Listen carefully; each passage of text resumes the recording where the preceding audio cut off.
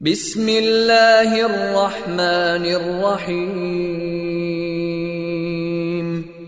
شروع اللہ کے نام سے جو رحمان و رحیم ہے. اقرأ بسم ربک الذی خلق. پڑھو اے نبی اپنے رب کے نام کے ساتھ جس نے پیدا کیا. خلق الانسان من علق. جمے ہوئے خون کے ایک لوتھڑے سے انسان کی تخلیق کی. اقرأ وربک الاکرم. پڑھو اور تمہارا رب بڑا کریم ہے. الذی علم بالقلم. جس نے قلم کے ذریعے سے علم سکھایا. علم الانسان ما لم يعلم. انسان کو وہ علم دیا جسے وہ نہ جانتا تھا.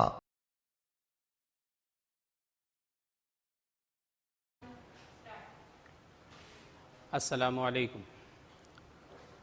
I start with the name of Allah, the most gracious and the most merciful. Dear students, welcome in our new academic session of 2020 and 21.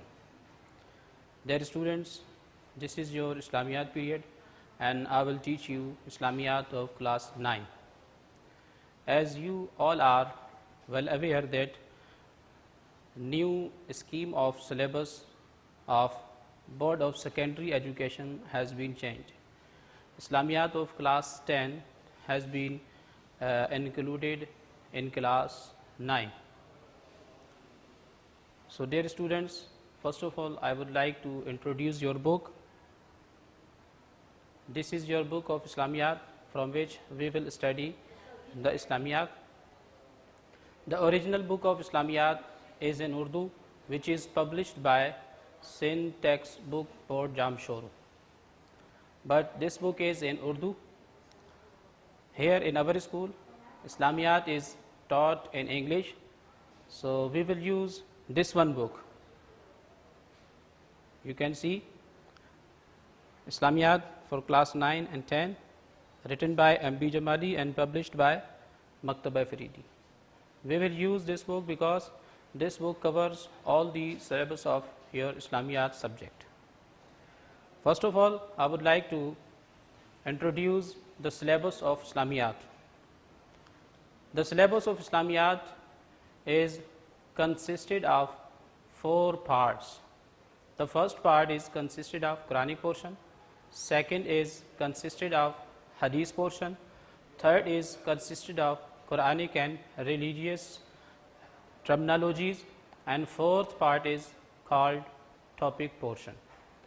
The Quranic portion is consisted of 3 surahs of the Holy Quran. Number 1, Suratul Anfal. Number 2, Suratul Mumtahina. Number 3, Suratul Ahzab. The second portion of your Islamiyat syllabus is consisted of 20 Ahadith-e Mubarakah, which are on different topics. Third portion of your Islamiyat syllabus is consisted of few Quranic and Islamic terminologies which are used in English as they are. They can be translated but they cannot be changed. The fourth portion of your syllabus is topic portion, in which we will study 9 different topics about religious information. So dear students, here I would also like to teach you that how will you maintain your copy. This is your Islamiyat copy. First of all, you will fill the cover page of your copy by writing your name, your class, section, subject and roll number. Then you will fill this one page of your copy with the help of your parents according to the demand. And after that, when you will open the copy, the index page, you will also maintain the index page week wise and date wise. And after that, when you will start the work from this page, the first page you will maintain the first semester midterm examination with date and week number. And from here, you will start the work by writing on the top of the page Suratul Anfal. This was the method of your copy maintenance. After that, you will maintain your diary as well. This is your daily homework diary. You will also fill the cover page of your diary, and then you will fill this one page with the help of your parents according to the demand and formalities. And after that, you will write here weekly schedule, which is provided to you from the reception of our school. And after that, as you know, from this page you will maintain your daily homework, and you will make sure that your parents sign here. Okay? Now, we will start the first portion of your syllabus, which is called Quranic portion. And the first surah of your Quranic portion is Suratul Anfal. عزیز طلبہ طالبات، جیسا کہ آپ جانتے ہیں there are 114 surahs in the Holy Quran. قرآن مجید میں 114 صورتیں ہیں، اور ہر صورت کا کوئی نہ کوئی نام موجود ہے. جیسے for example the first surah of the Holy Quran is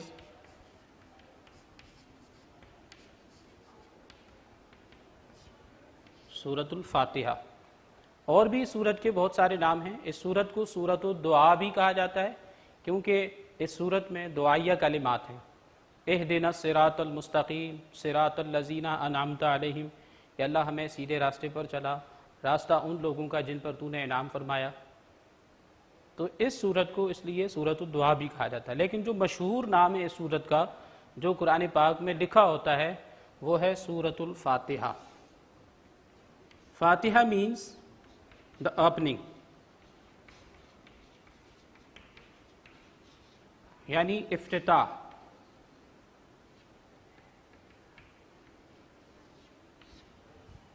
This surah is named as Surat al-Fatiha because it is the opening chapter of the Holy Quran. اس لیے اس سورت کو ہم سورۃ الفاتحہ کہتے ہیں. جب بھی آپ قرآن مجید اوپن کرتے ہیں تو پہلے پیج پر پہلی سورت جو آپ کے سامنے آتی ہے وہ سورۃ الفاتحہ ہے، کیونکہ اس سے قرآن مجید کی اسٹارٹنگ ہو رہی ہے. اس کے بعد دوسری سورت ہے سورۃ البقرہ.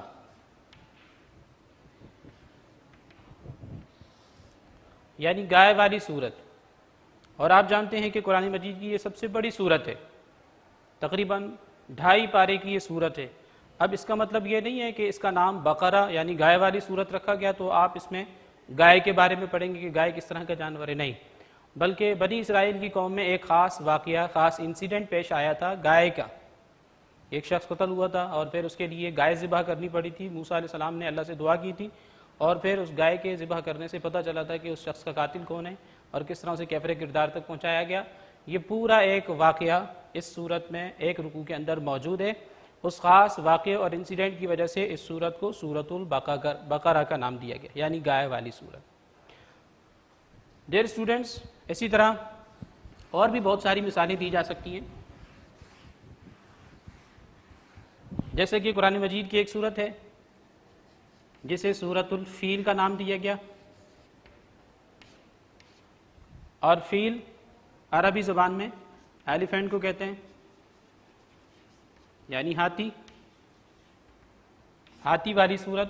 اس کا مطلب ہرگز یہ نہیں کہ اس سورت میں آپ ہاتھی کے بارے میں پڑھیں گے، بلکہ ایک خاص انسیڈنٹ ہے جو حضور علیہ الصلوۃ والسلام کی پیدائش سے پہلے واقع ہوا تھا کہ ابرہہ نامی ایک بادشاہ جو کہ یمن کے راستے مکے پر حملہ آور ہوا تھا، اور وہ ہاتھیوں کی فوج لے کر آیا تھا.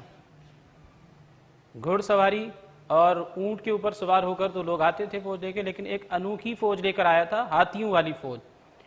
تو یہ ہاتھیوں والی فوج لے کر آیا تھا، اس لیے ہم نے اس سورت کو ہاتھی والی صورت کا نام دیا۔ اب اس کا مطلب ہرگز یہ نہیں کہ اس میں ہم ہاتھی کے بارے میں پڑھیں گے، بلکہ وہ خاص انسیڈنٹ اس میں مذکور ہے جو کہ یمن کا بادشاہ ابرہہ نامی بادشاہ مکے پر حملہ کرنے آیا تھا۔ تو بالکل اسی طرح سورۃ الانفال کا بھی جو نام رکھا گیا ہے انفال، اس کے پیچھے بھی ایک وجہ ہے۔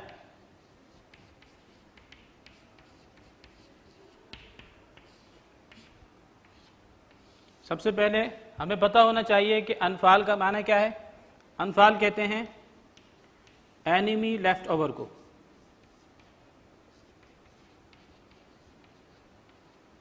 یعنی دشمن کا چھوڑا ہوا مال، جسے ہم اردو میں مال غنیمت کہتے ہیں۔ Enemy left over, spoils of war اور the booty of war are used for الانفال۔ اس سورت کا نام انفال کیوں رکھا گیا؟ کیونکہ اس میں مال غنیمت کے بارے میں سب سے پہلی آیت میں ہمیں ذکر ملتا ہے۔ اور وہ ذکر کس طرح سے ملتا ہے؟ آپ جانتے ہوں گے مسلمانوں نے دین اسلام کی سربلندی کے لیے جو سب سے پہلی جنگ لڑی ہے اسے اسلامک ہسٹری میں غزوہ بدر کے نام سے یاد کیا جاتا ہے۔ اور غزوہ بدر واز فought in the second year of ہجرہ، یعنی مسلمان ہجرت کر کے جب مدینے آ گئے تھے اور دوسرا سال انہیں ہجرت کا چل رہا تھا تو غزوہ بدر اس وقت لڑی گئی، in the second year of ہجرہ۔ یہ سب سے پہلی جنگ تھی جو کہ مسلمانوں نے لڑی تھی کافروں کے ساتھ دین اسلام کی سربلندی کے لیے۔ تو اس جنگ میں اللہ تعالیٰ نے مسلمانوں کو اپنے فضل سے فتح یابی سے ہمکنار فرمایا۔ تو فتح یابی کے بعد جو مال مسلمانوں کے ہاتھ آیا اسے مال غنیمت کہتے ہیں۔ تو مال غنیمت کی یہ تعریف بھی آپ یاد کر لیں کہ مال غنیمت وہ مال کہلاتا ہے کہ جب دو فوجیں آپس میں آمنے سامنے ہوں اور ان کے درمیان گھمسان کی لڑائی ہو، ایک مسلمانوں کی فوج ہے ایک کافروں کی فوج، اللہ تعالیٰ اپنے فضل سے اپنی رحمت سے مسلمانوں کو فتح یابی سے ہمکنار فرمائے اور کافر جو ہیں وہ شکست فاش کھا جائیں، اور جب وہ شکست فاش کھاتے ہیں تو کچھ اس میں سے مارے جاتے ہیں، کچھ بھاگ جاتے ہیں اپنی جان بچا کے۔ تو جب بھاگتے ہیں تو وہ سارا اپنا مال و دولت جو ہے گھوڑے وغیرہ تلواریں وغیرہ دیگر اشیاء ضرورت جو ہے وہ چھوڑ کر چلے جاتے ہیں۔ تو وہ سارا مال جو ہے مسلمانوں کے ہاتھ آتا ہے بطور مال غنیمت، اور پھر وہ مسلمانوں میں تقسیم کیا جاتا تھا۔ لیکن جیسے کہ میں نے آپ کو بتایا کہ یہ پہلی مرتبہ کا موقع تھا کہ مسلمانوں نے ایک جنگ لڑی تھی اور مسلمانوں کے ہاتھ مال غنیمت آیا۔ تو زمانہ قدیم کی طرح، جس طرح زمانہ قدیم میں جنگوں میں ہوا کرتا تھا کہ جس کے ہاتھ جو مال آیا وہ اس نے اپنی ملک میں لے لیا، اپنے قبضے میں لے لیا، یا پھر اب ظاہر ہے کسی کے ہاتھ زیادہ آیا اور کسی کے ہاتھ کم آیا، یا پھر یہ روایات میں آتا ہے کہ یہاں اس جنگ میں دو طرح کے مسلمان صحابہ جو ہیں وہ شریک تھے۔ پہلی قسم جو ہے وہ مہاجرین صحابہ کی کہلاتی ہے، اور دوسری قسم جن صحابہ کی ہے وہ ہے انصار صحابہ۔ مہاجرین صحابہ کون ہیں؟ جو مکے میں رہتے تھے۔ اسلام کے شروع کے دور میں جب اسلام کی تبلیغ شروع ہوئی تو انہوں نے اسلام قبول کیا، مسلمان ہو گئے، رسول اللہ کا کلمہ پڑھا اور حلقہ بگوش اسلام ہو گئے، دے ایمبریسڈ اسلام۔ اور انصار مہاجرین صحابہ جب انہوں نے اسلام قبول کیا تو مکے کے کافروں نے ان کا زندگی کا دائرہ وہاں پر تنگ کرنا شروع کر دیا، طرح طرح کے ظلم و ستم کا نشانہ بنایا گیا اور ان کا بائیکاٹ کیا گیا۔ تو ان مہاجرین صحابہ کو اللہ کے پاک حکم سے رسول اللہ صلی اللہ علیہ وسلم کی اجازت سے حکم ہوا کہ یہ مکہ چھوڑ کر ہجرت کر کے مدینہ چلے جائیں۔ تو یہ مہاجر کہلائے کیونکہ انہوں نے ہجرت کی، مکے سے مدینے چلے گئے۔ اور انصار صحابہ وہ صحابہ ہیں جو کہ مدینے میں آلریڈی موجود تھے اور ہجرت کر کے آنے والوں کی انہوں نے مدد کی۔ انصار نصر سے نکلا ہے اور نصر کہتے ہیں مدد کرنے کو۔ یہ انصار صحابہ کہلائے جنہوں نے ہجرت کر کے آنے والے صحابہ کی مدد کی، انہیں فوڈ، کلوتھنگ اور شیلٹر پرووائڈ کیا۔ تو اس جنگ میں یہ دو طرح کے صحابہ موجود تھے جنہوں نے جنگ لڑی تھی، اللہ تعالیٰ نے انہیں فتح یابی سے ہمکنار کیا۔ تو ان دو طرح کے صحابہ میں آپس میں گفتگو ہوئی جو کہ جھگڑے کی صورت اختیار کرنے لگی۔ جب مال غنیمت مسلمانوں کے ہاتھ آیا تو مہاجرین صحابہ کہنے لگے کہ اس مال میں زیادہ حصہ ہمیں ملنا چاہیے، کیونکہ ہم نے اسلام کے شروع کے دور میں اسلام کو قبول کیا، ہم پہلے اسلام قبول کرنے والے لوگ ہیں، اور ہم نے اسلام کے لیے تکلیفیں برداشت کی، صعوبتیں برداشت کی، اور اپنے گھر بار کو چھوڑ کر ہم مکے سے نکل کے مدینے آ گئے۔ یہ مہاجرین صحابہ کا دعویٰ تھا، جو کہ انصار صحابہ تھے، انصار مدینہ۔ انہوں نے کہا کہ یہ بات ماننے کی تم پہلے اسلام قبول کر چکے ہو، لیکن تم جب ہجرت کر کے مکے سے مدینے آئے تو تمہارے پاس کچھ نہیں تھا، تمہیں فوڈ، کلوتھنگ، شیلٹر پرووائڈ کرنے والے لوگ ہم ہیں، تمہیں طاقت اور جو ہے رہنے کے لیے گھر مکان ہم نے پرووائڈ کیا ہے، اگر ہم تمہیں اس طرح کی مدد پرووائڈ نہ کرتے تو تم کسی بھی طرح زندگی گزارنے کے قابل نہیں ہو سکتے، ہماری وجہ سے تم اتنے طاقتور ہوئے ہو، تم اتنے اسٹیبلشڈ ہوئے ہو، اس لیے اس مال میں زیادہ حصہ ہمارا بنتا ہے۔ تو یہ ان کی جو باتیں تھی آپس میں، یہ قریب تھا کہ تلخ کلامی کی طرف جاتی، آرگومنٹ کی طرف جاتی، تو اللہ تعالیٰ نے ان کی ان باتوں کو ملاحظہ فرمایا اور رسول اللہ صلی اللہ تعالیٰ علیہ وسلم پر مال غنیمت کے بارے میں پہلی آیت کا نزول فرمایا۔ اس پہلی آیت سے آپ سمجھ جائیں گے کہ کس طرح سے اللہ تعالیٰ نے مال غنیمت کے بارے میں اہل ایمان کو خبردار فرمایا۔ اللہ تعالیٰ نے ارشاد فرمایا، دیکھیں ڈیوائن آرڈرز آن اسپوائل، آپ کی بک کا پیج نمبر 12 ہے اور ورس نمبر 1 ہے۔ اللہ تعالیٰ نے ارشاد فرمایا، یسألونک عن الانفال، او beloved prophet they question you regarding the spoils of war، کہ اے نبی یہ آپ سے مال غنیمت کے بارے میں سوال کرتے ہیں۔ قل الانفال للہ والرسول، tell them the spoils belong to Allah and رسول صلی اللہ علیہ وسلم، انہیں بتا دیجئے کہ یہ جو مال غنیمت ہے اس کا بنیادی طور پہ تعلق اللہ سے اور اس کے رسول سے، یہ تمہارا ہے ہی نہیں، یہ مال اللہ اور اس کے رسول کا ہے۔ فَاتَّقُوا اللَّهَ وَأَصْلِحُوا ذَاتَ بَيْنِكُمْ، so fear Allah and keep the things right among yourself، تو تم لوگ اللہ سے ڈرو اور اپنے درمیان معاملات کی اصلاح کر لو، یعنی آپس میں مت لڑو، آپس میں صلح کو باقی رکھو، کیونکہ جب تم آپس میں ہی لڑ کر مر جاؤ گے یا آپس میں ہی لڑ کے اپنے اندر نفرتوں کو پیدا کر لو گے تو پھر دشمنوں سے جا کر کون لڑے گا؟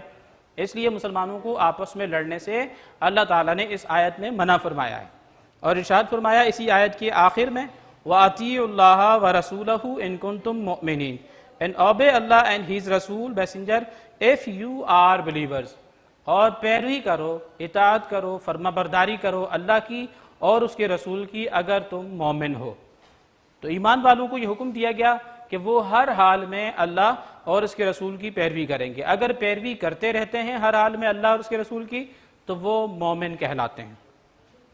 تو اس پہلی آیت کی وجہ سے اس سورت کو سورۃ الانفال کا ٹائٹل دیا گیا، یعنی مال غنیمت والی سورت۔ اب اس کا مطلب ہرگز یہ نہیں ہے کہ اس پوری سورت میں آپ مال غنیمت کے بارے میں پڑھتے رہیں گے۔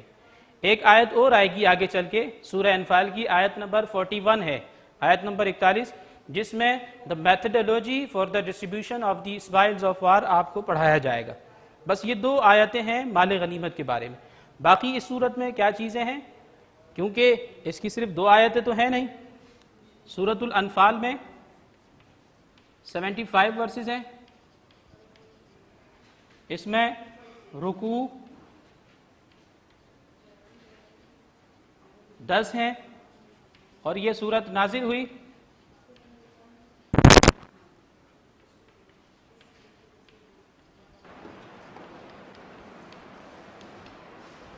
سیکنڈ ہجری۔ تو اب اس سورت میں 75 ورسز ہیں، تو کیا اس سورت میں 75 ورسز میں ہم مال غنیمت کے بارے میں پڑھتے رہیں گے؟ نہیں، بلکہ صرف آیت نمبر 1 اور آیت نمبر 41 یہ مال غنیمت کے بارے میں۔ باقی جو اس کی آیتیں ہیں اس میں اور بہت ساری انفارمیشن موجود ہے، اس میں گاسپلز فار دی بلیورز بھی موجود ہیں، یعنی ایمان والوں کے لیے خوشخبریاں موجود ہیں، انویکٹیو ورسز ہیں فار دی نان بلیورز، عذاب و عتاب والی آیتیں ہیں کافروں کے لیے، اور دوسری بہت ساری معلومات جو ہے ہمیں اس صورت میں دی جائے گی، خاص کر غزوہ بدر کے احوال اور واقعات جو کہ اس صورت میں بیان کیے گئے۔ کچھ واقعات ایسے ہیں کہ جنہیں پڑھ کر آپ کو لگے گا یہ سورت جو ہے غزوہ بدر سے پہلے نازل ہوئی. کچھ احوال اور واقعات آپ کو پڑھ کر ایسے لگے گا یہ سورت عین بوقت غزوہ بدر نازل ہوئی. کچھ واقعات اور احوال پڑھ کے آپ کو لگے گا یہ سورت بعد میں نازل ہوئی غزوہ بدر کے.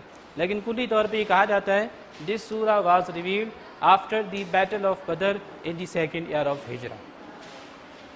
تو یہ تو تھا اس سورت مبارکہ کو انفال کا ٹائٹل دیے جانے کی وجہ اور اس کا مختصر سا تعارف. اب جیسا کہ سورۃ الانفال کی آیت نمبر 1 کے آخر میں آپ نے پڑھا کہ اللہ تعالیٰ نے بلیورز کو یہ حکم ارشاد فرمایا and obey Allah and his messenger if you are believers, کہ اللہ اور اس کے رسول کی فرما برداری کرو اگر تم مومن ہو. تو مومن کی یہ شان ہے کہ وہ ہر حال میں اللہ اور اس کے رسول کی فرما برداری کرتا ہے. جب مومن کا ذکر آیا تو آگے جو آیات بینات ہیں اس سورت کی آیت نمبر 2 and 3 اللہ تعالیٰ نے ایمان والوں کی 5 صفات بیان فرمائی. Real attributes of moments true believers. Who are the true believers? Look on page number 14, verse number 2 of Surah Anfal. Almighty Allah says, إِنَّمَا الْمُؤْمِنُونَ الَّذِينَ إِذَا ذُكِرَ اللَّهُ. آیت کے جو عربی متن ہے اس کو بھی آپ نے بغور دیکھنا ہے کیونکہ بڑا ہی آسان یہ معاملہ ہے عربی کو سمجھنے کا، کیونکہ عربی زبان کے بہت سارے الفاظ ایسے ہیں جو ہماری اردو زبان میں استعمال ہوتے ہیں.